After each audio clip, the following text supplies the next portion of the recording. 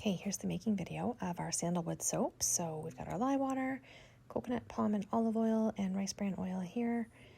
Currently, my base recipe. Thinking about changing it up when I run out of some of these ingredients, but for now, that's what we're working with because I have a whole bunch. So squishing out, making sure all the lye is in there, and then there's just a little bit of chunks left behind. So I put the strainer back in the lye pitcher, and then I wiped off the spatula before I started stirring this soap batter here. And so I let this melt, and I kind of give it a hand once in a while with squishing some of the big chunks and things like that. And then we're going to stick blend to emulsify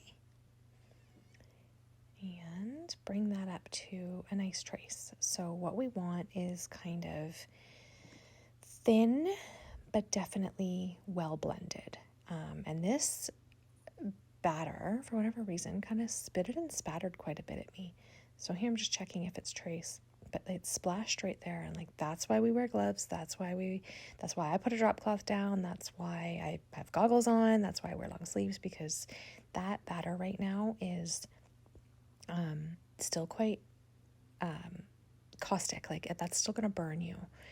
A, it's hot, but B, it's caustic with the lye, so it's going to burn you if it touches your skin. It doesn't feel good. It's happened to me before. So I took out some of the batter and I put it in with some brown mica, and then I'm stick blending here, trying to get this to thicken just a tiny bit because I'm trying to do a drop swirl or some kind of swirling technique here. The sandalwood I made the first time was a very, very simple 2-color, really light brown and white. It was very pretty, but it was very, very simple because it was one of the first cold process soaps I ever made. So I'm trying to do a few different techniques here. So I poured most of the batter, and then I poured in some brown, and then I pour more batter on top. Scrape out all the good stuff here. We don't want to leave any behind in the batter bowl. I have found the batter bowls to be the most effective soap making bowls, for me at least at this stage, and making this size of soap, it seems to be the most effective.